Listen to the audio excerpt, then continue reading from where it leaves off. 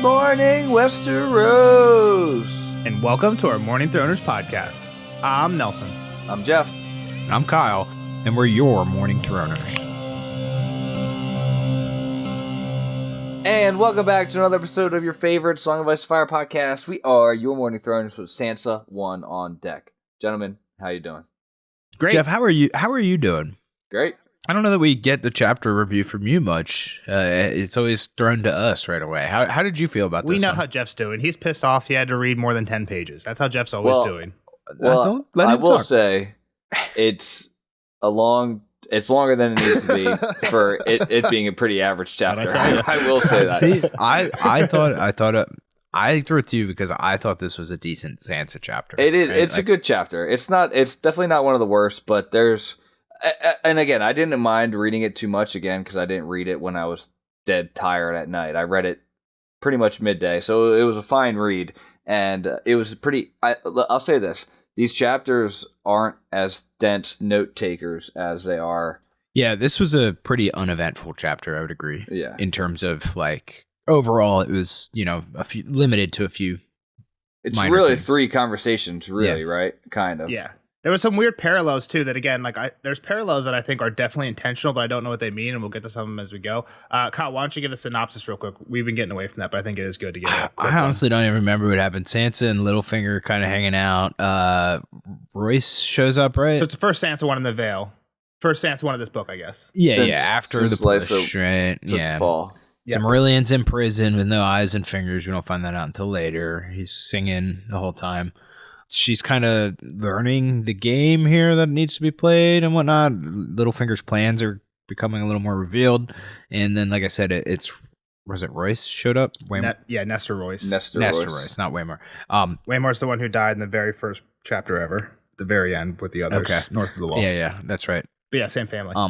Yeah. So anyway, yeah, he shows up and Littlefinger, like I said, kind of reveals a little bit more of his plans. The murder mystery begins, right? Of Lysa is essentially what this is. So, and Robin's involved a little bit. I would just say, if I could give like a sentence, Sansa worried about lying, Littlefinger future plans in the Vale. Yeah. Kind of? Yeah. They meet with Nestor. Nestor questions Merlion, and then Littlefinger has the one-on-one with Nestor, which I think is kind of what Kyle was getting to. Yep. Yeah. So, cool. Again, I think it's okay. I think it's cool to continue to peel back on Littlefinger a little bit and Sansa as she's becoming more aware of the treacheries and shit like that. Yeah, for sure. And that was kind of why I enjoyed this. And one thing that I never really got as big of a theme through this until this read through, it's something that Jeff I think probably also got based on what you said, is Sansa is way more conflicted about like lying about this than I had or like ever picked up on in past reads. Like she mentioned it so many times, like, should I lie? Well, she did try and kill me, so like she has that thought a lot. Is she conflicted or is she worried about getting called out as a liar? I don't know. No, I think what's happening is she's lying to herself about the entire situation that she's in, right? Like because she has to, because this is such an awful situation and she has nowhere else to go, right? This is literally her best option currently. Yeah. At least she thinks it is, right? Everybody else is dead. She even says this kind of at one point. This is how I read the chapter. It's like she's justifying lying to herself, right? Like I know it's getting kind of externally put on these things, but I think it's like her like a lie is a good lie if it has a reason. Kindly like meant, I'm lying to myself. I can be here. I can do this. Like I have to because everybody else is dead. Yeah. And she's kind of coming to terms with the fact that because she's like, no, he saved me. He's a good guy, and he's 2 people, and like she's completely kind of Stockholm. She's almost leaning into the Elaine character at the end of it, right? Exactly, and it's like I said, it's her understanding that she needs to lie. Yeah. Cool. So let's get into we'll definitely talk about lying throughout because I think it's one of the things that's definitely a theme throughout, and then it comes up a bunch. But so let's get into it. We start with Sansa remembering an old singer at Winterfell back when she was a kid, and this guy stayed for about a year or so, and they loved him, and he sang all the different songs. I think they used Thrice Over, and Ned's like, look, the guy got to go. He's got to go sing elsewhere, but there'll be another one. Like, don't worry about that. I mean, Ned was probably tired of him, right? Like, everybody there was probably like, this guy has to leave. Sansa's like, no, he needs to stay. And they're like, no, somebody. It's like take her favorite record away, right? She won't stop playing that one fucking record. Yeah. Somebody go take it and break it by accident, right? Yeah. Like my sister playing her Taylor Swift vinyls. Exactly. So I think that's what it was. Yeah, he better have a good library for sure. Yeah. Well, they did till it got burned down. Game of Thrones. I meant music library, but Oh, gotcha. yeah, I mean, shit, you don't have any entertainment in this unless you're playing games, right? So like, you can't go on and flip on the TV. Well, Winterfell did have a really good library, but it's actually interesting that some of the fans thought about it. It got burned down because when Kat was watching over Bran's body, they're like, oh, remember her and Rob were talking, there's a fire. Rob's like, I'm going to go check on the fire. You stay here. And then the guy comes in to murder Bran. He's like, you're not supposed to be here. So it's kind of implied that the fire might have been set as a distraction. Yeah. But then it's interesting because Tyrion had actually left for Jon with the wall. And I think he had taken some books with him that he wanted to read with the intention to leave them. So Tyrion might have actually saved some potential. Fans are like, oh, Tyrion might have saved some cool books that are important later. There hasn't actually been any books that are actually important. Maybe one or two. But fans like to think that one. So. But yeah, so that's it for the singer. Somebody there has to know how to play guitar though, or something, some lute or something in the castle, right? Like, like it's not like this the only singer. Yeah, but can they sing too, or is it just Nelson playing the guitar to you? They have to have somebody, Jeff. But maybe this guy was his job, right? Yeah. So I think that's the difference. Anyway, well, and it's funny because Sansa's pissed off. Yeah, but I'm just saying, are you asking the novice to really play you too many songs if he's? Anyway, here's Wonderwall. You don't stay a novice long. Right. No, you've been practicing for years, and you still just a little bit here and there. Still though. a novice. If you're the only one, and people are asking you to sing all the time, and he's got a job. Yeah, they even got random people that are singing at TV. the wall. I'm sure they got people getting drunk and talk. I mean, great John, right? He seems like a singer. He could get drunk and bellow. Yeah, but he was a great bass. Yeah. So the funny thing is here, Sansa's basically like, and Ned said that another singer would come, but another one didn't, not for a whole year. And I'm like, yo, dude, you had a singer for half a year. You you want a singer more often, but like. It almost sounds like they never came back, but he's like, oh, just for a year. Not that big of a deal. But it's fun. That's kind of contrasted because she always wanted a singer, and now Marillion's just not shutting the fuck up. He just keeps singing. She had even prayed for a singer to come, and now, exactly. She wants this one to shut the fuck up. He actually sounds a little bit better though now. He got a little pain behind his voice, a little Johnny Cash. Yeah, and it says her nights were full of song, and by day she prayed for silence. So.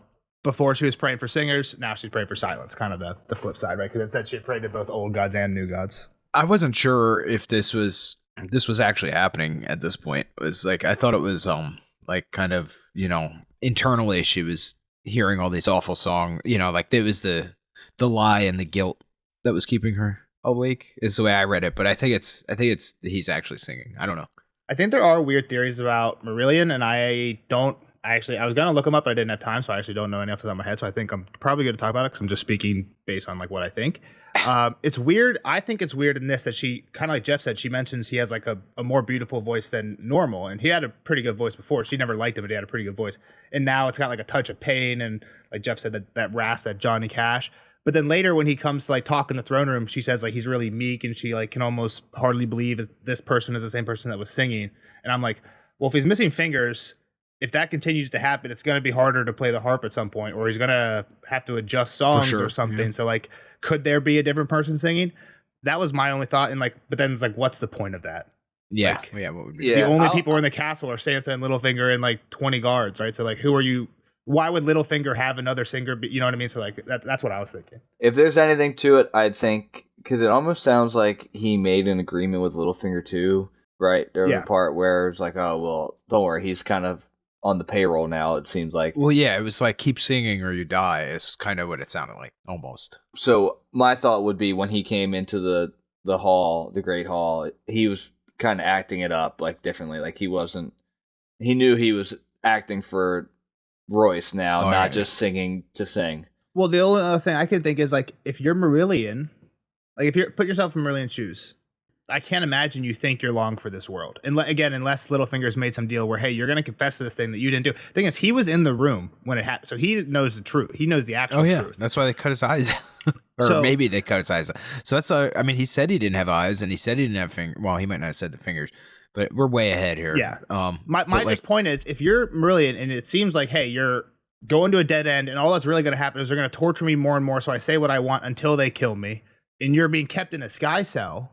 Wouldn't you jump pretty early? Like that's my thought. So my thought is maybe they're not keeping him in a sky cell. They're saying they're keeping him in a sky cell, but really they have him locked up in a dungeon because they don't want him to kill himself because they need him. Like Littlefinger needs him to be confessing.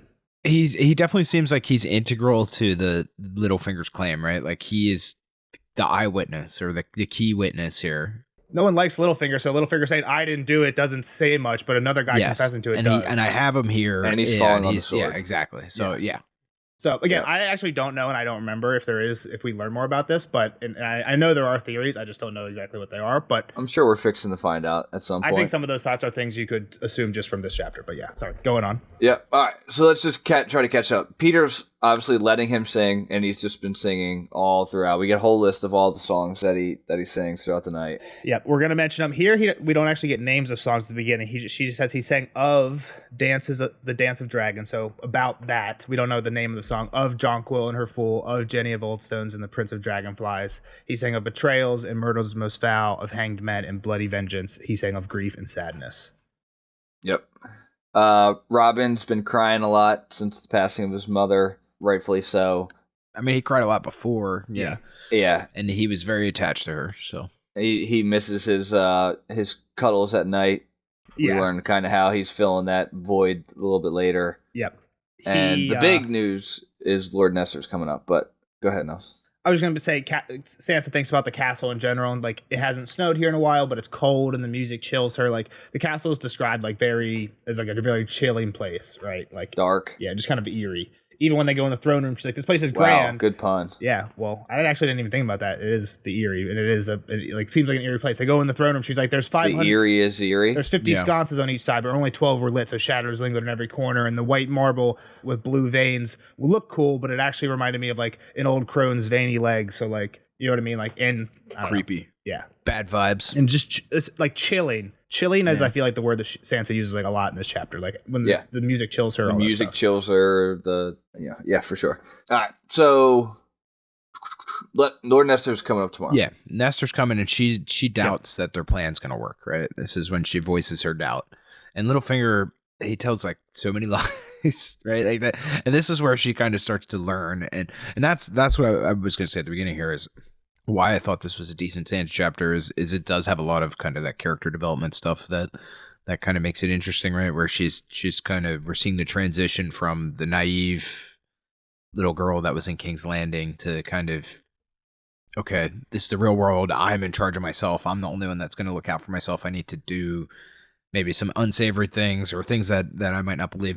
And I mean, Littlefinger even says it about guys, fathers later doing things for their sons, right? Yeah. That they normally wouldn't do. She needs to do something for herself that maybe she normally wouldn't do in order to kind of survive. Yeah.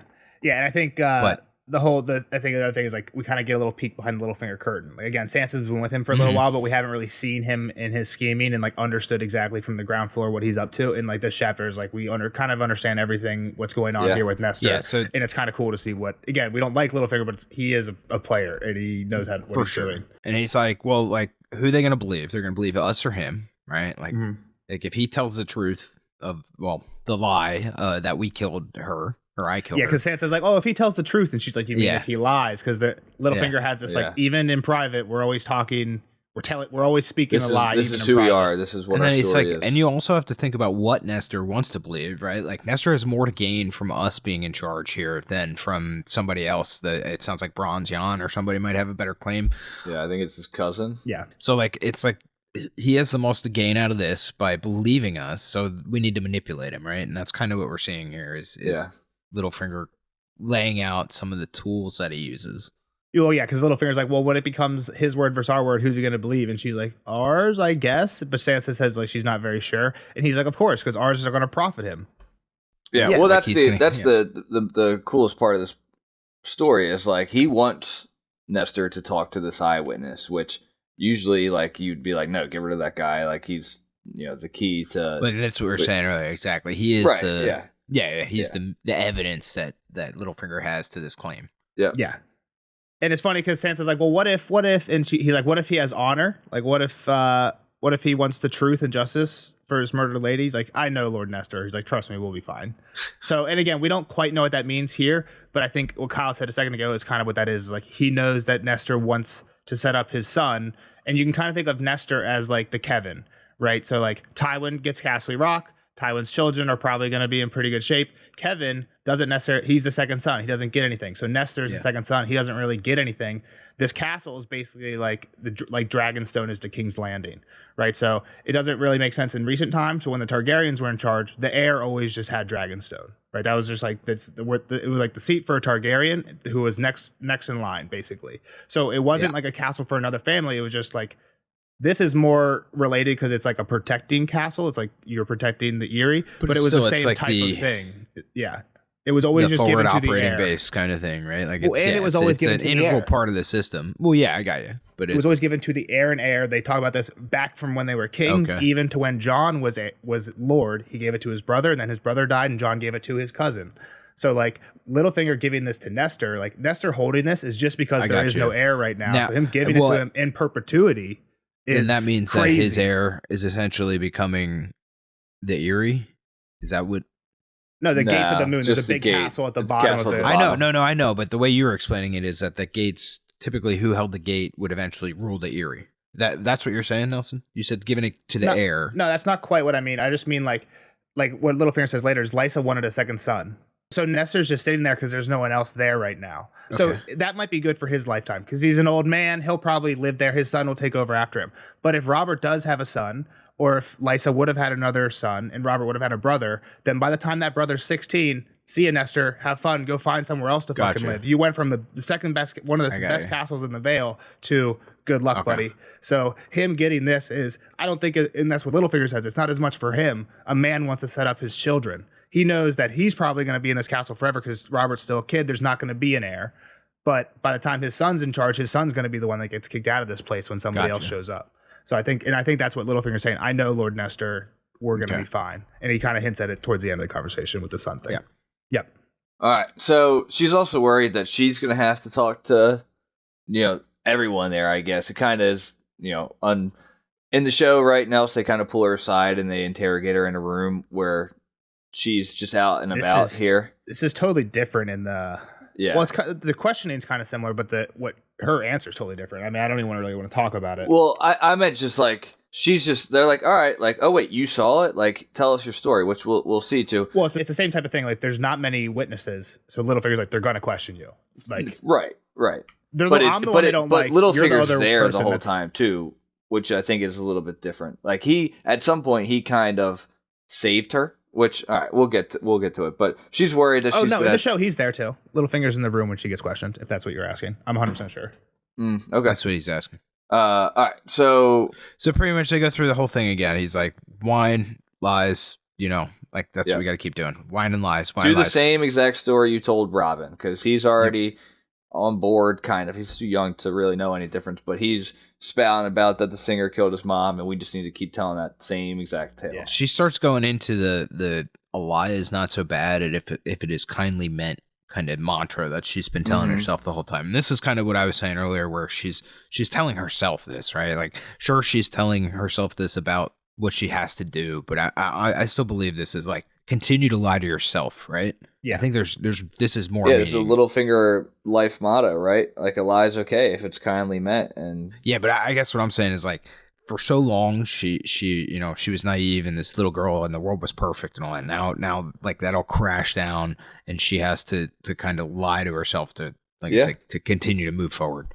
Agreed. So she's like, all I was trying to do is build a fucking snow castle. This creep kissed me, and then now here we are, right? Like, I was gonna get thrown out the moon door. I didn't ask for this shit. I think the other thing interesting here is when they're talking about lies here, she's like, he's lying to me right now. And he's like, if only I believed it. So like, what is he lying to her about? I think there's only like really one thing you can guess here, and I don't know the answer. I think it's that everything. He's just saying, like, don't worry, you're gonna be safe. Like, there's nothing to worry about. I have everything's this completely gonna be unlocked. fine. And he does have a good plan, but like, even if he's 80% sure, right? He's lying to her. And I think that's why she says, like, if only I believe. He only cares about himself too. It's the other side of it. Well, I think that's why she says, if only I believe these lies, because then I would actually feel comforted. I don't feel comforted because I don't believe that we're going to be okay. She's still a pawn in his game. Exactly. That's the lie that he's telling her. Which is a little bit different to her saying that he has two sides. He's Littlefinger and he's Protector of the Vale. Because she's kind of seeing, I feel like she's really seeing through the lies. No, he didn't say that. So this is her reflecting on Littlefinger. I didn't say she said that. I just said, gotcha. I thought you said he said that to him. Well, she said it to herself. Okay. No. But, she's seeing a lie in both sides of him, right? When he's being protector of the veil in front of Nestor in a little bit, and right now as he's more so being Littlefinger to her, like when's he quote unquote telling the truth to her, right? He's always kind of lying. It's just his... Well, I thought he was Peter Baelish and Littlefinger were the two different things. Lord Maybe not Peter, Lord Protector. Lord Peter and Littlefinger. Lord Peter. Okay. So yeah, that's the same thing then. This is a thing also, I think George just like really likes this whole like different names, like you kind of the same person under different names can take on like different personas. It's like a major theme in like one of the other George R. R. Martin books that I've read called Dying of the Light. I actually don't really like the book, but there's this whole theme like a character basically is in love with this one girl and he calls her like a pet name, but he's in love with like this his image of this girl, and that's not really what she's like. And she has this whole like long monologue that's like kind of the whole point of the book, where he's like, "You called me Jenny, but I'm Guinevere. Like you loved a fake person, like the kind of that type of thing." So I think it pops up here, like with Sansa, she's like, "I'm Elaine, but I'm also Sansa. Littlefinger's Littlefinger, but he's also Lord Peter." Then we have like Arya's had how many different names? She doesn't always take on the persona, but like, you know what I mean? Like you have that. Along with one of the other parallels I wanted to bring up that we kind of went by a little already, I forgot, but Sansa can't sleep because of the singing. Cersei doesn't actually talk about like having sleep problems, but she says she can't sleep because of the mountain screaming. Jamie hasn't slept. And Jamie hasn't slept. So the sleep thing I thought was a parallel. And well, Tommen's scared of it too, right? Like isn't Tommen scared? So I thought Tommen being scared was a parallel to like Sansa thinking about Robert being exactly. So I thought all that again. I don't know why, but it seems intentional somehow. It's pretty cool. Like we got a person screaming in the castle, and it's like back-to-back chapters, and people aren't sleep. You know what I mean? Like, So just seems weird. So yeah, she's gone through the whole like he saved me, he's doing this, but like he's just playing her still, right? Like, and that's even what she's kind of saying to herself. Like he got me out, he did get me out. Thought it was Dante's. Yeah, but exactly, he had a reason. Like, and she knows that. Like, I think she's kind of starting to understand that. And this is, like I said, the lie she's telling herself. Yeah, and it's also she's been lying to herself that like everything was, you know, as it seemed, and everybody was a perfect good person and stuff. So I think a lot of that is kind of the monologue she's having, but it's being cast onto these other conversations that happen. And your earlier point was like, where the fuck am I going to go anyway? Like, all my brothers are dead. My mother was murdered. My other brother was murdered. Arya's gone. Tyrion, my husband's probably dead. Yeah. I thought that was interesting. Just like when she's considering where to go, one of the people on the list is, could I go to Tyrion? And she doesn't think it. Correct me if I'm wrong. No John, right? Not even a thought of the stepbrother she doesn't like. Yeah, because I was gonna say she goes down the whole basically the same list Brienne did in the last Brienne chapter, but it's not true. Brienne at least thought it about John. and Arya was like, I need to go find John. I need to get to John. Right? Like it was on the front of her mind. It's just funny the difference there. But yeah, so Marillion sang throughout the night. She ended up, I guess, kind of falling asleep. Bunch of songs here we get the names. The Day They Hanged Black Robin, The Mother's Tears, The Reigns of Castamere, Six Sorrows, Fallen Leaves, and Alisane, which those are all very, very sad songs. Yep. So she fell asleep, but Nestor didn't come till late in the afternoon, so she could have got an early morning nap too if she needed to. But so the part where I was thinking about Marillion like jumping off, like why hasn't he done this if all he's doing is getting tortured, is when she's picturing him here, like he's probably just huddled beneath this thing, like under a blanket playing his harp. Like, dude, like what are you waiting for? You know what I mean? Like I'm normally not a suicide guy, but all you know your life at this point is nothing but torture. And again, unless Littlefinger and him have made some deal, that's a fair point. We know that they've made some deal, so it's like, hey, don't worry, I'll kill you, but I don't know, maybe it's not I'll kill you. Nelson said, I'm normally not a suicide guy. It's true. I'll stand by it. That's a strange stance to take. It's just there are weird circumstances, man. I know what you're saying. I understand what you're saying. Yeah, like we don't have to get super morbid, but like the Twin Towers and shit, right? Like people were jumping from the top of that. Exactly. Like what are you gonna do, right? Like I don't know. Yeah, I saw something that was like two dudes on a turbine that was like on fire, a windmill, you know, on fire, and they were fucked, and the one dude like jumped. It's like, what else are you gonna do? Like I don't. Yeah, exactly. There's even like war movies too, where like the tank's on fire, right? And instead of being in the tank, they're like, all right, fuck it, like. I'm trying to think of the exact scene that I was thinking of, but this is less real. But like in spy movies and stuff, they give them like the cyanide pill to chew. Normally, that's like to protect information while they're getting tortured. But like the same idea, like you might chew that thing just because you're getting tortured. You know what I mean? Like so. Yeah.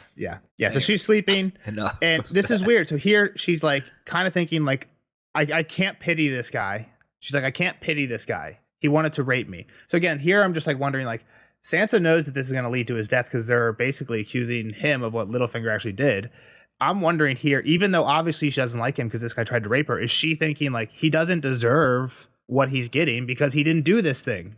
You know what I mean? I'm kind of wondering that here. She's like, I can't pity this guy. Like, he tried to rape me after all, but it's like, okay, but is the punishment worth the crime? You know what I mean? Like, and he didn't get punished for that. But he didn't do anything to her either, really. I mean, he was going to, I guess, but like you can't really punish intent, right? Like, So I think that's another inner conflict with her. But yeah, so she says she maybe gets an hour of sleep between all the singing, and she gets woken to a last song, On the Misty Morn, which is normally like a song sung by a woman. It's like a lament by a mother about, like, she's looking for her son on a battlefield after a battle, on the morning after a battle. You want to sing this one, Jeff?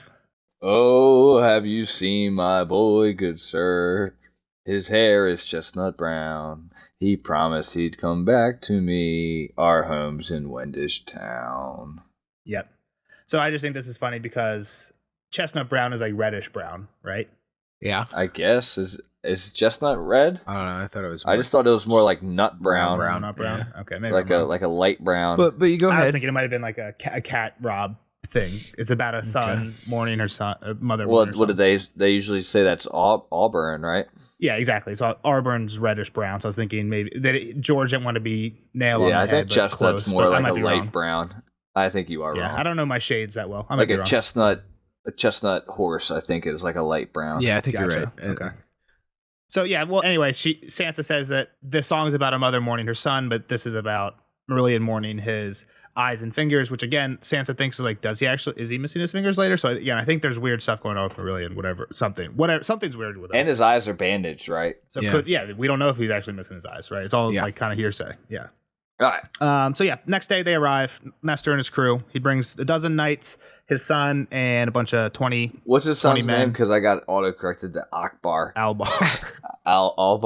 and a dozen knights. Yeah. So her job was to go get Robin ready and he's been crying. He didn't sleep at all. Looks rough. This is where we find out that he wanted to substitute his mom for Sansa and his nightly cuddles, but Sansa locked the door on the outside. Well, locked him in. You lock it from the outside. I know. I was like, oh, poor dude. They're locking it. I was like, they're locking this poor dude in his room. I'm like, Littlefinger's such a prick. And then we find out like a paragraph or two later, it's Sansa, and it's because he's like jumping in bed with her. How does she hold that power? Like, she's a base-born daughter of Littlefinger. Like, yeah, but you would think the guard would be like, to the he's the true ruler. Is this? I know he's a boy. But Littlefinger's probably told Lothar and like Kettle Black and those guys like, do whatever my daughter says. Yeah, I guess Lothar is more of his man. Yeah, he's more of Littlefinger's man than not. He's 100%. They even talk about it later. They're watching each other. And who knows? Maybe Robert may be going to Sansa's bed 9 out of 10, but who knows? Maybe that 10 out of 10 he's going to Lothar's bed, and Lothar's like, yeah, you know what? Let's lock this guy in for tonight. Yeah. Just in case. Well, I mean, he probably feels bad for Sansa, right? Like you would. Just to be clear, I think that was a joke. I don't think Robert goes and cuddles up with Lothar probably ever, but yeah. I don't know. I mean, maybe, yeah. I would think probably Fat Maddie. He says he was wandering around the castle just looking for other beds to crawl into. I'd be cuddling up with Fat Maddie. She's a gossiper. Fat people are nice and warm to cuddle up with. Oh gosh. I know, as a fat person. All right. Yep. So Robin has to get dressed, right? He's been crying too, so she kind of like does take a motherly role to get him ready. Gets a damp cloth, wipes him down, hypes him up, gets him more in the mood. This kid's a mess. He is a mess. Fucking mess. He's a small 8-year-old, right? Yeah, He very looks frail. Very frail. He shakes a lot. Doesn't like Nestor because Nestor has a mole, and he just wants a story. And he knows what mom, right? Like mom hated everybody, so that's all he knows about these people. Yeah, and I think this is like, cool I hate them because mom hated them. Exactly. So that's how we as readers know that Lysa did not like Nestor before Littlefinger starts gushing about how much she didn't Lysa like anybody. Liked Nestor. That's true. Like it's just. But Littlefinger, like we might have as readers believed Littlefinger and his spiel later, if not. You for, pick like, it up from Robin's view of him. I think so. Well, and like Kyle said, he gets it from Lysa. So yeah. But they get him ready, take him to the hall. We talked about that. Sansa thinks it's kind of like eerie in the eerie hall. Yeah, dark, not a whole lot of lights, which is weird. Like, light that shit up. Why not? Yep. Robert, they put him on the weirwood throne. Kind of cool. Yep. And multiple pillows. Like, what isn't one pillow enough? Why did he need? Yeah, like, is there a desk in front of it? He needs to see. Maybe the over? arms were like too high. Yeah. Maybe like he was like sitting with his arms like up above his head, so you gotta like put the pillows. I'd probably be more embarrassed sitting on multiple pillows than just like being in a really big chair. He's 8 though, right? Like no, I get it, but like yeah. you stack 4 pillows up, and then it's like, you know, he's on a weeble wobble. He can't even balance. You think on this the kid pillows. gets embarrassed? This kid is a fucking. He's like suckling on mom's tit and everything. Still, like, yeah, he was not embarrassed. Well, he does compose himself pretty well in the meeting, right? So they bring him in. Littlefinger comes in with him all the nights and stuff. He screamed right away, right? The moment they. Well, no, I don't think he screams. He welcomes them. They ask about the mom, and he's like, "It was Marillion." He screams pretty quickly. He screams it. What are you talking about? He screams. Well, here he's like, "It's Marillion." He started to shake a little bit. And he's like, "Did you see it yourself?" And he's like, "No." I didn't say he shook. I said he screamed. He didn't until Elaine, Sansa, starts telling her story. Then he interrupts her halfway through and starts screaming, "Make him fly! It was Marillion!" That type of shit. But yeah, at first he just says like, "I didn't actually." They asked him if he actually saw it. He's like, "No," but Elaine and my stepfather did. So then they ask her. She can't even speak. She's like so scared. Littlefinger goes and comforts her. He's like, "Go ahead, you got to tell him." And she basically says, like, again, I think here she's like deciding whether she's going to lie or not, right? She says, "She was my aunt, but she wanted to kill me. Sansa thought she dragged me to the moon door and tried to push me out. I never wanted to kiss. I was building a snow castle. She hugged herself to keep herself from shaking." So I think she's like, again, I think it's more of like a lying thing, right? Do I do it? Which I never really took it as like like she's on the spot now, still questioning, like, I'm actually going to lie about this thing. I always thought she was kind of more okay with it. So just kind of like a thing I picked up on. No, I think you're right, Nelson. I don't know if she's thinking about telling the truth. I think she's just worried that she's not going to tell her lie good enough. And she's going to get called out for it? That's fair. Okay. That's what I was reading into as I read it. Maybe it could go a bunch of different ways, but that was what I think she was afraid of. She kind of did like recant what if she was going to tell the truth, like she went through the whole story. She was like, she tried to kill me. She dragged me to the moon door, tried to push me out. Like I didn't want to kiss. She was mad. Peter fucking kissed me in the snow outside. Like she thinks she the was truth trying to before she tells the lie. I don't know. I didn't read it like that either, Jeff. But then I think Nelson makes a good point here. Is that does seem like the internal like no. Because like we've been talking about, like her lie, like this lying is okay thing is like been the chapter, right? So yeah, her telling the truth internally and then being no, okay, it's okay to lie here, like I have to. Well, and also because she starts it with like she was my aunt, but she wanted to kill me. So it's like, does she again kind of like does she feel pity for Marillion? Does she feel bad for Lysa about like lying about like you're not going to get real justice? The guy who actually killed you is going to take over your seat, right? Like she was my aunt. So maybe I shouldn't lie, but blah, blah, blah, blah, blah. Yeah. So again, I think I'm reading into some of that. And I think there's definitely none of that very explicitly called out in the chapter. But that's what I was saying. I was picking up on this read through that I never really got. Is I feel like Sansa's actually kind of conflicted about what she's going to do in this moment up until this point. But yeah. Cool. So she tells the lie. I think it's important to note that some of the men that came with Nestor seem to have really cared about what happened to Lysa, right? Like the one guy was Captain of the Guard, Marwyn Belmore. He was the Captain of the Guard till Littlefinger replaced him. Yeah. He seemed like he either like wanted to know or like at least wanted to know what happened that wasn't on his watch. Like he maybe thinks that he could have stopped whatever did happen because he was captain and he was demoted. But the people that came with him have a voice in this thing too. It's not just Nestor up there. Like the sun speaks and a couple of the knights chime in. For sure. But I think the interesting thing is everyone who talks, the only three that actually talk are Nestor, Albar, his son, and the one that you just mentioned, Marwyn Belford, who was the previous captain of the guards. Belmore. All of them Marwyn Belford give examples of Marillion making fun of them. So they all also have personal grievances with Marillion. These are all people that want to believe this lie. Right? Yeah. Because like I agree that it seems like they really cared about Lysa and want to get to the bottom of it. But like that guy that you're talking about, like he was replaced by Littlefinger. He should he should not be a friend. He should be one of the guys who really doesn't like Littlefinger, right? He lost his job because of him. But here he is, and it's because we don't get much. He called this guy Sir Ding Dong or whatever is what Marillion did to this guy. But it seems like he doesn't like that, and they're all like, when it's he probably did it all the time, and like they make a pretty quick judgment. He's guilty, and then they're like, kill him, cut his tongue out first, then kill him. Like they all want Marillion dead pretty quick. So I think, again, Littlefinger didn't choose who came up here, but it just so happens that the people that came up here all kind of also have personal grievances with Marillion directly, which also obviously helps to corrupt jury. And they're like, yeah, and I think they all kind of want to marry her eventually. Like that was the plan after John Aaron died. And then here's this little punk, and he's in, and she's giving him gifts, and he's just fucking here making fun of us the whole time. Like he's got to go, right? Like he's standing in the way of us. He was standing in the way of us in the area. He's a piece of shit. We need to get rid of him. So I think right before they all get into why, like we jumped ahead a little bit, right before they all start trash talking Marillion, that's when, like Jeff was saying, Robert has his fit. Blah, blah, blah, make him fly. Yeah. And then he shakes. He has a full seizure. Full seizure. We've seen this before, yeah. And it's funny. I know we mentioned it again too. Like, all right, let's go drain his blood. Like, definitely not the best course of action. Yeah. Didn't fix him, yeah. Obviously. Let's go get him bled out. So Royce was like, well, I never liked the singer anyway, right? Like, is he the one that stopped her from, or Lothar stopped the rape? Lothar, yep. Lothar did. So, but he's been dealing with, Nestor had to be dealing with the singer, like, hitting on all the girls, right? And they're sending all the girls down to the castle. Yeah. Is that true, Nels? That we kind of learned that in the past book, I think? Well, yeah, they all have to go through the gates of the moon because Marillion was taking some liberties with all the girls. They were complaining, and then Lysa was like, no, obviously you're the problem, and then would fire the girls.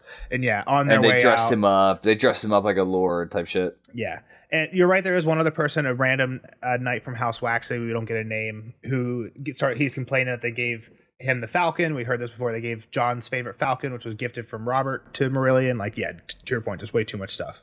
And Littlefinger says, like, it's actually my fault because I was the one, like, they were all like, we wanted Marillion gone. And he's like, I actually convinced Lysa to do that. But that's why this happened. She had called him to his very room to send him away for good and all. And he killed her out of love. And Littlefinger's like, if I wouldn't have insisted, it never would have happened. I killed her. And Sansa's like, what are you doing? I can't. Why would you do that? This is the best part, because a little bit of truth and a lie. Exactly. Right. That's how you pass the polygraph. Yeah, like me. Oh yeah, I did. You give him another reason, like a viable excuse. We did skip over what he was saying about the Royces, Marillion, where he said that he called them pigs. He was singing a song about two little pigs that hung out under a falcon and ate his shit, essentially, or ate his leftovers. Yeah. And the pig is not their sigil, so that is just like a F you. slight on their appearance. I know, he's just, he's just like, you fucking idiots underneath. Yeah, you're just down there cleaning up after this falcon. Yeah. And I thought it was a funny metaphor. Yeah, exactly. Song. So Nestor's like, bring him up. Let's see him. Let's talk to him. And he gets escorted in by our old buddy, Mord. Do you remember Mord, Kyle? Yeah. Tyrion gave him the gold that like is in his mouth at the end of this, right? Lannister always pays his debts. I didn't remember that. That's why Mord has gold teeth. That's the cool, interesting fact about Mord. Yeah, exactly. That is a cool, interesting fact. Yeah. I forget what did Mord do for him though? Why did he? I know he owed him. I think just gave him the audience, right? Just brought him into. Yeah, Tyrion says he wants to confess, and then he shows up and confesses to a bunch of shit that like he's not on trial for. Yeah. He's like, I was a dick. Right? I shit in my uncle's shoes. I did all this I pulled all these pranks basically. Yeah. That's how it goes in the show. I think it's pretty similar in the books. It's like, I think he confessed to being a dwarf. I think I remember that and being like, well, he does that to Tywin in his other trial. Maybe I'm wrong. Like, I'm on trial for being a dwarf. Yeah, you're right. That's right. Yeah. But I think he does something basically similar here. Way back when. It's like at one point I stole a lemon cake from. I ate a cookie before dinner. But I did not try and stab or have Bran killed. Yeah. But I think basically Mord was told, don't bring him to me no matter what. And Tyrion convinced Mord to bring him up. Yeah. So for gold. Yeah. Mord brings Marillion up and he tells his kind of reasoning behind it, which he played his part for the Littlefinger plan. And he did it because he loved her and he couldn't bear her carrying Peter's child. Yep. You always got to throw in make her pregnant. It makes the story more sad. Yeah, I was gonna say, I didn't believe that. So it sounds like I shouldn't have. It seemed like it was like out of nowhere and like you said, just like convenient for the story. I don't know enough about pregnancies, but like, there's no pregnancy tests. So you gotta, in those times, how do you know? You miss a couple periods and like. Yeah, you probably miss a period. See, like, you always see in like the old movies, like a wiser older lady will like feel your breast, grab a boob and be like, "Oh wow, they're But my point is like, if she's big enough that like she knows she's pregnant, like she wasn't they just came up the mountain, right? They just got married at the Fingers. Littlefinger just saw Nestor Royce when Sansa did. I got you. So like, you know what I mean? Like the pregnancy. Yeah. It's just an added flair. Yeah. I think that's a hint that it's an added flair. Like we haven't heard anything about this. Yeah.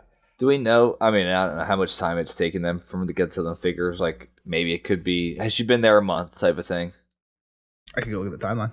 Yeah. I mean, if it's been 6 weeks, They got married a month ago. she could definitely be pregnant then. And yeah, okay, it is about a week. 2 weeks since she got thrown out. Okay. All right. So this is where Sansa's like, all right, he's got the bandages on his eyes. His fingers, He's got big white they're gloves. supposedly not there, but they kind of look a little stiff in the gloves. Like, are they there? What's going on? And they're like, all right, send him back to the cells. Collectively, all these people are like, fuck this guy. He needs to be gone. Yep. Kill him. Yeah. And Peter's like, all right, everybody take a break. Let's get some dinner, get some drinks, go to your rooms. All right, we'll meet up a little bit later. But Nestor, you mean Nestor. you come have a cup with me. Let's have some wine. Yeah. Arbor Gold. And we get to, I would say the biggest part. Like we kind of knew This is what the whole chapter's kind of building this is to. the whole chapter, right? Yeah. Well, I mean, the meeting with Nestor and Merlin had to go well. That was important, but yeah, this was being like kind working of up teased. the lie, right? Working up to the lie of how we're gonna sell Lysa is a big part of it, Yes. but we knew they weren't going to confess to it, right? We didn't know Yeah, we knew. Yeah. what this parchment is, which is the whole deal. Yeah, we knew what was going to happen there. They were going to lie and hopefully get away with it. We didn't really know what Littlefinger was trying to do here, but we knew there was something going to happen probably. Yeah. So they're alone 1v1, except Sansa, but she even mentions like they talk as if she's not there. You always need a cup pour. Yeah, but no one mentions you. Didn't I say this with Cersei? Like Cersei's saying like, don't tell anybody about this as Yes. whoever filled up her Selene cup or whatever. Yeah. So, yep, just interesting. So yeah, 1-on-1, Lies and Arbor Gold. This is kind of what like Littlefinger had said. Like we're gonna give him Lies and Arbor Gold. He mentions it later. He loved it. So yeah, that's what they're drinking. Is just I guess a gold type of wine. What's a normal White wine. What's a normal gold Pinot wine? Grigio. White wine. Just white wine. Like a type of wine, can that be red or white, or is like a No, usually Yeah, there's. you can buy just a red wine bottle. It's usually like a red Merlot. blend. Do you want a Merlot? I mean, like, are there red Merlots and white Merlots? Or if you tell me a type of No. wine, is that type always the same It's color? usually indicative of the color as well. Yeah. Okay. Usually, I think there's some that like I'm might trying be. to. I'm trying to think, but none of them are coming to mind. I don't know wine, so. Yeah, I guess Arbor Gold's a You good remember a nice box of wine? shit. Little Franzia. What was your favorite flavor? My favorite flavor is the pink one. I can't remember what they even were called. I think blush. Blush. I think it was yeah. blush. Yeah. Oh gosh. Now he's blushing. Great times. All right, so the first news is Bronzion's coming up, and he wants to talk to the singer, and he's bringing a whole list of cats with him. Most importantly, being Simon Templeton and Lady Waynwood, but then there's 7 other people, which I didn't take down after them too. Lord Belmar, young Lord Hunter, Horton Redfort, Strong Sam Stone, the Tullets, the Shetts, the Coldwaters, and some Corbrays. Nestor's like, which Corbray? Lord Lionel Corbray? He's like, no, not him. His brother, Sir Lynn Corbray. He doesn't like me. And Nestor's like, oh, he's a dangerous man. Don't want to be on his bad side. And he's like, what are you going to do about this, Littlefinger? He's like, I'm just going to welcome him.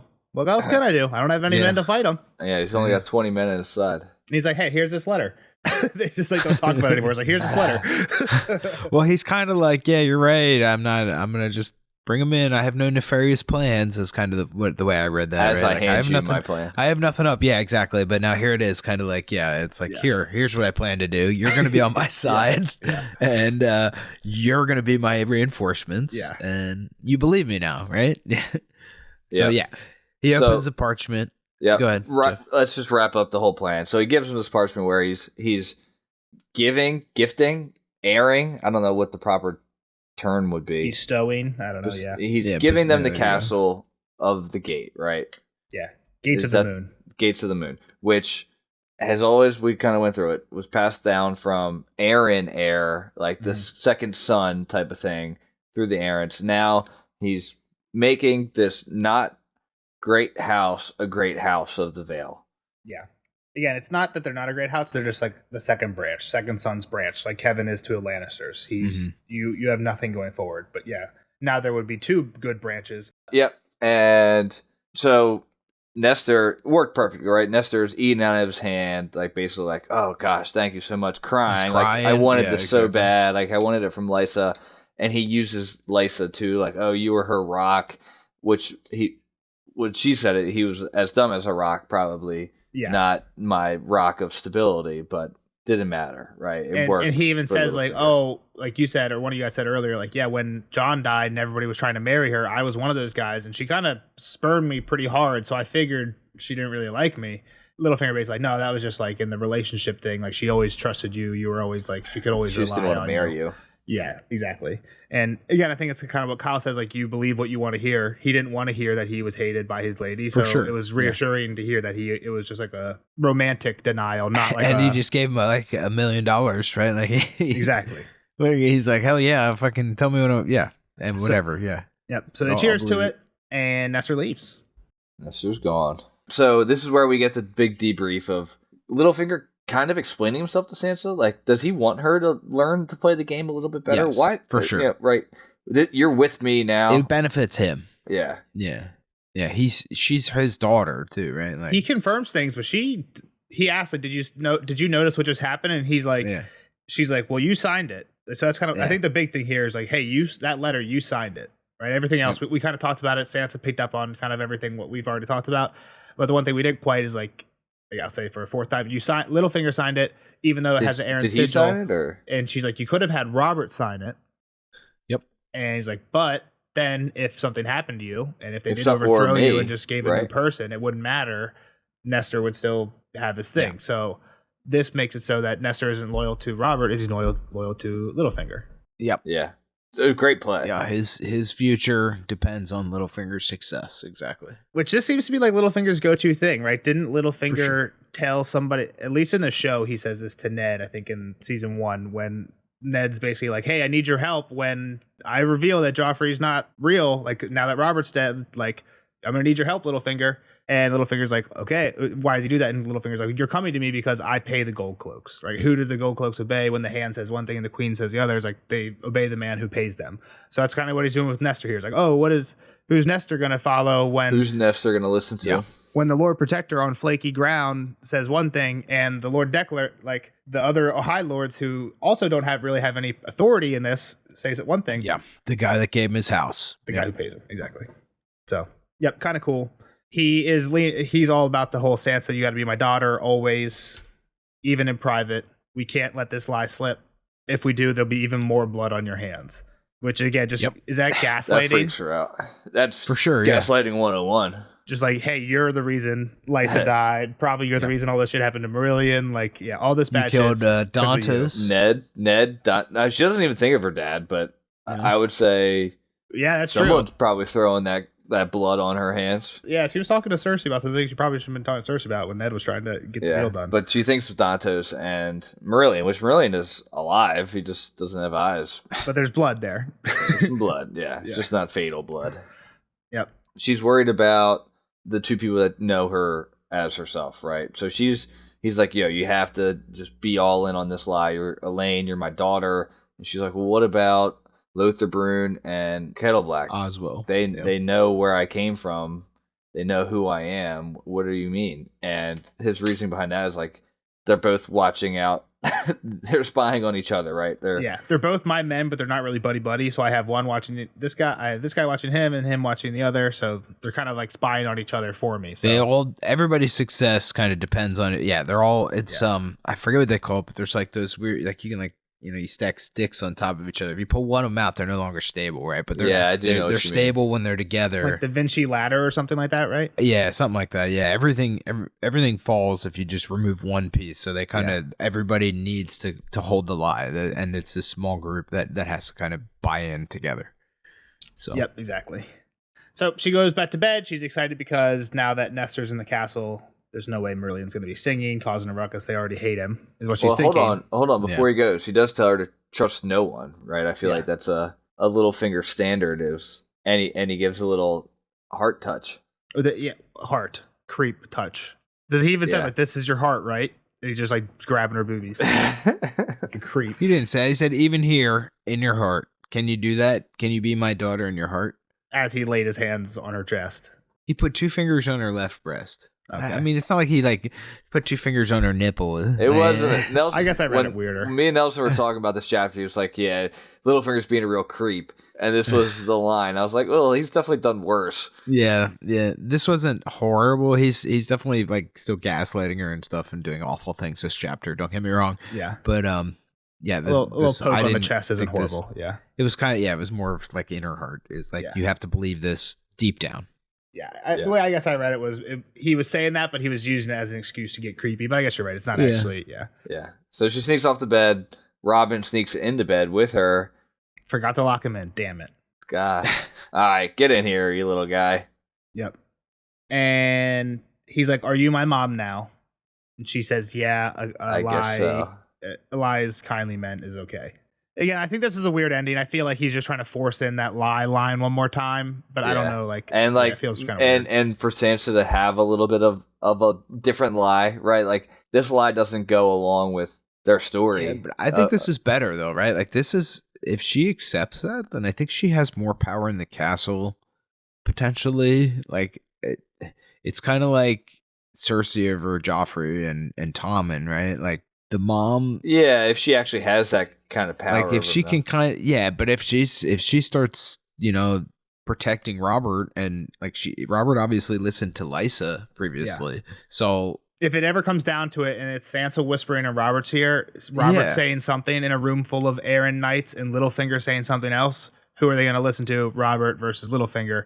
Good question. Again, I think it's kind of what you're saying. If Cersei were to say something right now and Tommen were to say something else, who are some of the people I mean, right? even before like the Tywin and death stuff, like just her role that she played as mom and Queen Regent or whatever, right? Like Sansa's kind of this is like step 1, right? Like baby step 1 into that role of like I don't know. It felt like that was kind of the evolution of this chapter to me, and maybe that's my prediction is like this is Sansa kind of on this arc of kind of understanding and utilizing that kind of political power or manipulative power or whatever. Littlefinger even says that he says, "With my wits and Catelyn's beauty, you're gonna rule the world one day, just because you're gonna be scheming and like I think, me." Like here it is here though, and I think she's gonna be kind of starting to do it with Robin behind Littlefinger's back, and that's I guess what I'm getting to. And if you don't want to talk about that because that is my prediction, then that's fine.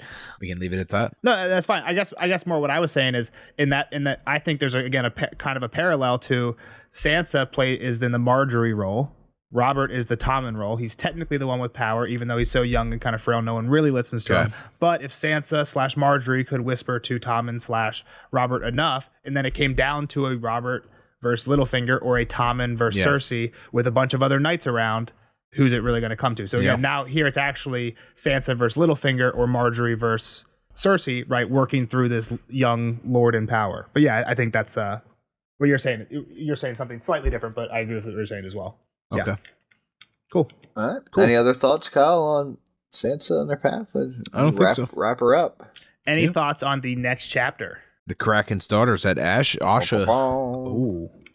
Good guess. I mean, I'm looking forward to that. That should be cool. Can either confirm it or deny, but yeah, good guess. We'll see you in the next one. Bye, Kyle. Asha Greyjoy. Sit in the first line. It's close. See Kyle in the next one for the Kraken's daughter, and see the rest of you guys in the spoiler section. Bye-bye. Later, nerds. Spoiler alert! Spoiler alert!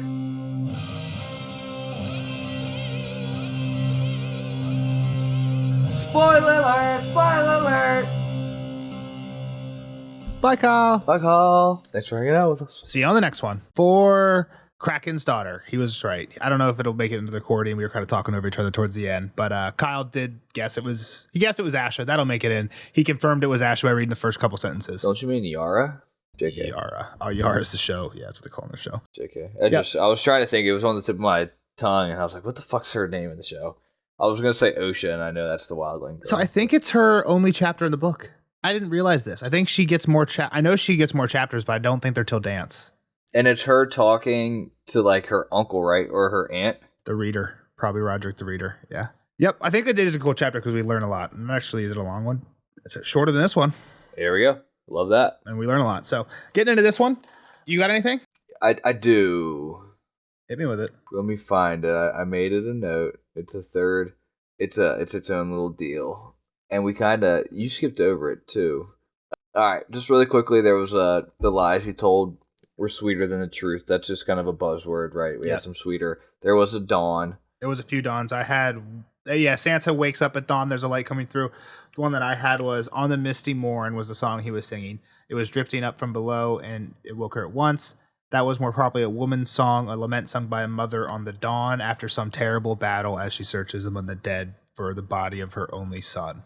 Yeah, I'm not sure. But yeah, that was the dawn one that I got. Again, it's one of the ones where I don't really have a thought for it, but we bring it up. So It's just a hot word. yeah. All right, so the one note that we didn't mention it at all, but it's mentioned, I think, by Nestor that Lysa only saw the good in men. I think Littlefinger says that about why you might be right. So I don't remember exactly who. Somebody says like that's why I think he it was accepted. Nestor complaining about Marillion, and she was like, "Well, she only saw the good, like him being Yeah. a good singer, Yeah. type of thing." Yeah, exactly. Yeah, I thought it was Littlefinger, but okay. I don't think it was Peter because it's not a spoiler, right? But it just kind of brings a little bit of acceptance to like her liking Peter too. Like if it's true, she only sees the good. She only sees the good in Peter, where Yeah. I don't know, maybe he's a caring person, a loyal friend type of thing, and not a conniving, backstabbing son of a bitch. But we know she hates most people. It seems like that's just a Littlefinger thing, and just a Marillion. Like it seems like they're more exceptions, not the rule, right? It seems like the rule is she hates people. But Nestor said it, right? I thought it was Littlefinger, but I don't remember. I'm gonna go find it now because I think it's a little bit different if Nestor, who's someone who is working for her and maybe was kind of motherfucked by her. Right. My lady was too trusting for this word. Peter spoke so tenderly. Lysa could not see the evil in men, only the good. You're right. Yeah, he sang sweetly, and she mistook that for his nature. Yeah. I wish it was Nestor then. Because now it's just a lie. Yeah. Well, I think... Well, you're saying you think it would have been better if it was Nestor just not knowing the truth. It would have been better if it was Nestor and maybe there was some truth behind it. But now that it's Littlefinger, it's just a lie. Yeah. I think it's Littlefinger lying to kind of help his lie later. Because Nestor thinks Lysa hated him.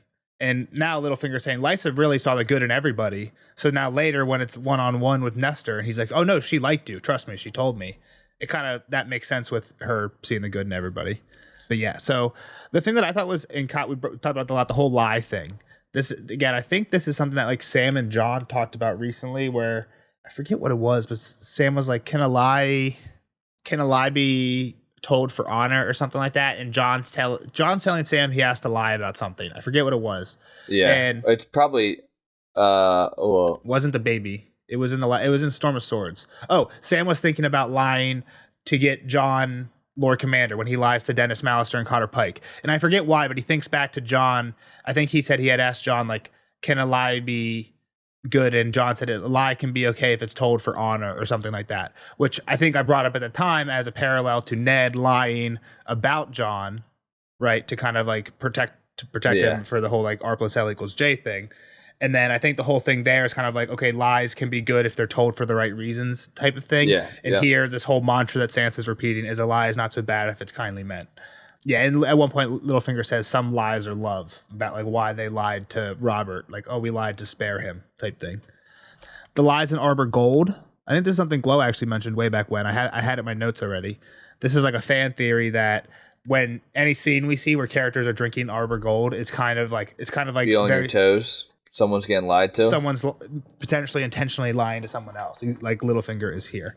I have two in my notes in the past. Looks like Sansa is in Cersei's ballroom during the war. Cersei beckoned to her page for another cup of wine, a golden vintage from the arbor, fruity and rich. I feel like a fine arbor is always brought up, though. It's like a hot word, you know? It's not a hot word. Yeah, but they'll say like a wine from the arbor, but like arbor gold. Like that one, they don't even say arbor gold. They say a golden vintage from the arbor. Specific. Yeah, but the same words. Yeah. Different order. And then on Sansa's wedding night, for their wedding night, they've been granted the use with Tyrion. They've been granted the use of an airy bedchamber high in the Tower of the Hand. Tyrion kicked the door shut behind them. There's a flagon of good arbor gold on the sideboard. Sansa, will you be so kind as to pour me a cup? And I can't think no one's really trying to scheme each other there, but I don't even know if there's any really lies. So those were the only two, but I know this is like a popular fan theory. Yeah, so we'll definitely keep an eye out on it going forward, but I mean, I think this may be where it got introduced. So, I mean, Littlefinger straight up says it. So I know this is where the name of the theory comes from, is Littlefinger saying it here. Lies in Arbor Cold. Yeah. So, cool. Feed it to him. We'll keep an eye out for that one going forward. Yeah, I don't really have anything else. Does Marillion have fingers and eyes? I honestly don't remember. I don't remember fuck all about Marillion. Let me Google it quick. Just throw his ass out the moon door. Marillion are a British neo-prog band, formerly Aylesbury. Come on, Tom. Get a good Google in. I mean, it's a band. You're right that that's not what we're looking for, but... Do you want to go see him? No. I bet you that's where George got Marillion's name, is what I'm saying. Let's see. From the wiki, after his arrest, Marillion is tortured by Mord, being blinded, and according to Maddie, losing 3 fingers. In return for Marillion's confession, Lord Baelish allows him to keep his life. Confined to the sky cells, Marillion sadly sings a bunch of songs. No matter where she is in the Eyrie, Sansa can hear him. He tells Nestor Royce, blah, blah, blah, that he did it. Sansa later assures Robert that the guilt-ridden Marillion has died by walking from the sky cells based on the information from Peter, but Robert insists that he can still hear Marillion singing at night. Robert has come to hate singing since his mother's death. Yeah, so I guess what we hear next is that he does walk out of the sky cells. Oh, let's see. Yeah, I think he walks out the sky cells, is what we hear, but Robert claims to still hear him singing. And that was going to be one of my next points is Robert, one of the things that the fans love about Robert is he always says fly, fly, fly, which again makes sense because we have a moon door where we throw people out of a lot, right? So they're always going flying. But Bran, when he is getting his 3-eyed awoken, he's falling from a tower and the crow's pecking him saying fly, fly, fly, fly, like fly or die, fly or die. And Bran sees all these spikes below with fallen, I forget what he calls them, fallen dreamers or something like that. And basically the thought is like maybe many characters, not many, but like several characters have a very similar dream to Bran, but not all of them fly. And some of them fall or maybe he did. And like, but again, maybe this is whatever it is. Maybe he has had a very similar dream to Bran and been approached by, and again, you see it. He sits on a weirwood throne, right? Kind of weird. We're in the Eyrie, so it's definitely probably not connected to anything, but kind of weird, right? Just like the symbolism of it. So you think that Sweet Robin might have been the 3-eyed crow if it wasn't for Bran? Well, people think I think Euron says some stuff about flying too. I think he says something to Victarion. It's probably in this book. He's like, "How would we ever know if we can fly unless we jump from some tower or something like that?" And Victarion's like, "Well, why don't you try it?" Because obviously he just doesn't like Euron. Right. But again, it's like Euron is like seems to have this like thought. I think it comes up once or twice where he's like thinking about flying. So some people think they're like, oh, so now Sweet Robin and Euron know that there's some type of like magic in the world that they don't have access to, and Euron, he's old enough and he understands it more, and he's trying to get access to it. Sweet Robin is young enough that he doesn't know what the fuck happened, and it might have even fucked him up if depending on how that went. But yeah. So do you think Marillion actually jumped, or? Again, I was 100% honest with everything I said with Kyle. I don't know any. I don't know, but I think something's weird. I think probably Marillion's still alive. I think he has his eyes and fingers, and he's going to go spy for Littlefinger in the future. I think he's probably still alive because that's a good point. Littlefinger's trying to do the honey thing. Like, hey, I'm going to tell them I tortured you. I'm not actually going to hurt you at all, but you better sing a good fucking song. We'll tell them you walked out of the sky cells, and really, you're my man now. Right, that type of thing. Go off into the north and like try to sing at some spots and just tell me what the fuck's going on. Yeah, I think something like that is probably the case, just because. And I know next time we bring up, I didn't have a lot of time to do this research for some of the Marillion theories. This one, but we'll do it for the next one. Next time they bring up Marillion, next Elaine chapter. But yeah, so we'll talk about more like the mainstream theories then. But yeah, that's what I would agree with. That yeah, he's probably alive. I don't know. Working for Littlefinger makes the most sense, but I think it's weird that Robert can hear him singing still. Yeah, it doesn't make sense for him to lie. If what's the benefit? Like, all right, we're just gonna kill you. Like, we can either just kill you now, or we can fake torture you and you can live. Yeah, Littlefinger says like we made an agreement, but he doesn't say what the agreement is. So it's like there's no reason for Littlefinger to leave him alive other than him being like he could talk himself out of being the one witness, right? I don't know. I think I agree. What I was saying was true. I think it really helps Littlefinger to talk himself out of this, that he has at least Nestor and a bunch of knights seeing the confession from the man, so that now when all the people that don't like Littlefinger show up and Marillion's actually dead, we have secondhand, you know what I mean? I agree with you. But why would Marillion be on board with lying if there wasn't something better in it for him? Well, I agree. The only thing the only two ways that I can see that happened is they actually tortured him. Like it sounds like they maybe did, and they just tortured this out of him because Cersei does that a lot later. They reeked it into him, basically, right? They like reek him into. Yes. All right, this is your story now. Big reek parallel, and Cersei does this later to the Blue Bard, one of Marjorie's singers. So it's weird, like we have singers kind of getting tortured all over, but. Yeah, I think that's a parallel to Cersei kind of doing that torture. But so two options. How do you get him to confess? You actually torture him, or I agree with you. The only other way is you got to say you're going to be able to stay alive. You sell him on his future. The only thing you have is life. You keep your life because everyone else is expecting. If you're going to confess, everyone's going to want you to die. So it has to be we lie about you walking up the sky cell. Here's the thing: like if he was being tortured bad enough, maybe he does take the spill off the sky cells. Exactly. But then again, like, why do you even stick around long enough to confess? Unless, like I said, maybe they're not keeping him in the sky cells. They're saying they are, and they have some random singer singing so that everybody thinks he's actually in the sky cells, but really they have him locked up somewhere, right? I think that is a possibility too. But again, I think we'll find. I think we'll definitely find out. I'm leading on he's working for Littlefinger. I think this is kind of what we're getting to the end of the books. There's mysteries that we still are yet to know. So not a mystery to me. I know. I think it's a mystery. Let's keep an eye out. So. He's actually the Blue Bard, too. You can't get around that far. Last thing I had, and it's actually the first thing in the chapter. First thing Sansa thinks about is this singer who came to Winterfell. Oh, it's Mance Rayder. I don't think it's Mance Rayder. I'm just kidding. I was joking. It's a good thought, but I was thinking that the Children of the Forest say they call themselves the Singers. And just like if you read that, like the first couple of paragraphs, there's times where it's like Winterfell, Sansa wished a singer would come to Winterfell, and like one day a singer would come again. Like there was like just like some weird lines that if you like replace singer with Children of the Forest, just like kind of bet like I don't know, some weird like Winterfell Children of the Forest vibes in those first couple chapters or first couple paragraphs. Interesting. But yeah, it's giving me it's giving you long night vibes. I don't know. I think what the Children of the Forest tell Bran is that they call themselves the ones who sing the song of the trees and the earth or something like that, something naturey like that. But they're like, we call ourselves the Singers for short. Yeah, all the talk of singers was just making me think of the Children of the Forest. So mention it, drop it in there. Nothing else to say. You got anything? No, I'm good. Let's wrap her up. All right. See the rest of you guys in the next one for the Kraken's Daughter.